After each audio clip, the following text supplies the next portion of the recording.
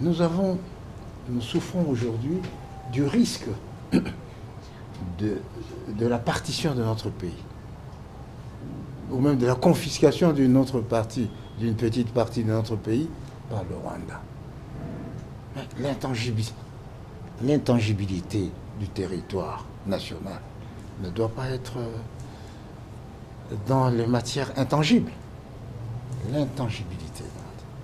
Parce que, à mon entendement, l'intangibilité doit concerner ce qui touche la nature et la structure de l'État en tant que nation. Alors, moi je ne sais pas, donner au président de la République 2 ans, 1 an, 10 ans, ou je ne sais pas combien, 5 ans, est-ce que ça touche à la nature, à l'option démocratique de notre pays qui est fondamentale, et à l'organisation républicaine de l'État. Donc il faut réfléchir. Il faut réfléchir. Merci, monsieur l'ambassadeur Adéa Toundou.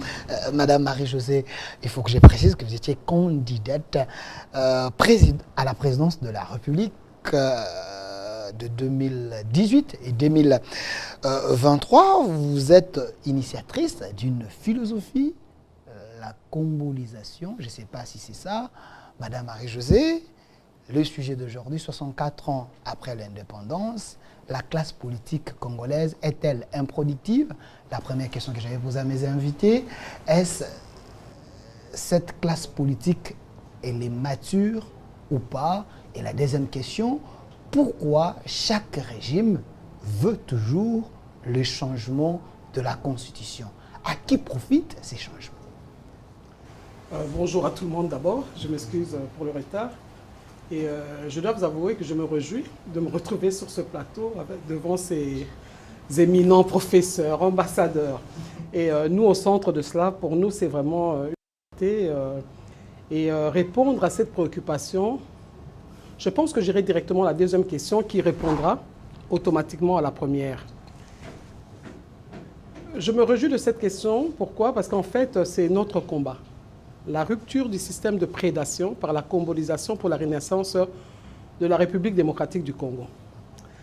Ça a été notre combat, ça a été notre sujet de campagne, raison pour laquelle nous ne cessons de nous lever, malgré que nous sommes conscients que ça ne sera pas facile pour y arriver, mais nous n'avons pas baissé les bras parce que la préoccupation que vous avez, en fait, c'est la raison pour laquelle nous nous sommes entrés en politique. Nous avons réfléchi avant d'entrer en politique. Nous avons regardé la société congolaise, la scène politique congolaise, et nous nous sommes posé tant de questions. Pourquoi nous sommes dans cette situation? Pourquoi n'y a-t-il pas réellement un décollage depuis l'indépendance? Parce que c'est ça votre préoccupation. Et nous nous sommes posé cette question-là avant d'entrer dans ce combat politique. Et c'est ainsi qu'en vous résumant rapidement notre vision de la rupture du système de prédation par la combolisation, qui est le ballet africain, le ballet congolais qui est combo, nous pourrons aller à du nouveau. Donc, ça touche automatiquement la Constitution. Okay? Donc, qui parle nouveau, qui parle renaissance. J'ai entendu tout à l'heure l'ambassadeur dire qu'en 64, Mobutu avait changé la Constitution. En 67, hein? C'était en 67 qu'il avait changé il avait changé la Constitution. Mais en 2006 aussi, il y a eu une nouvelle Constitution avec Kabila. Donc, ce sont des formes de renaissance. OK?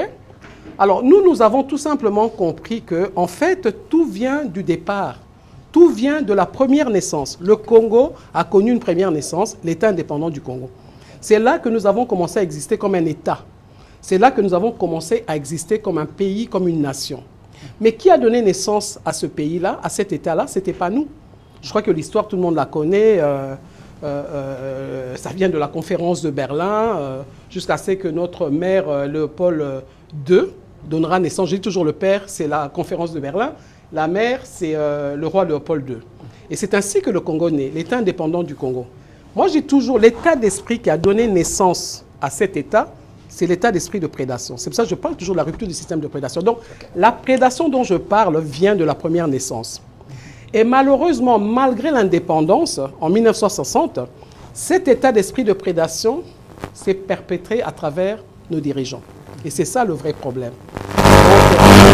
Aujourd'hui, en 2024, et donc depuis 1960, aujourd'hui, ça fait 64 ans. Est-ce que le problème, c'est ceux nos politiciens qui n'ont pas atteint une certaine maturité?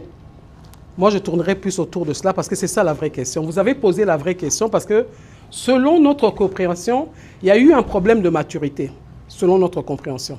Il y a eu la naissance d'un État, il y a eu un combat, il y a eu une révolution de la part du peuple congolais en 1959. C'est ainsi qu'il y a eu une négociation de la naissance, enfin de la liberté que nous avons eue à travers, comment dire, l'indépendance.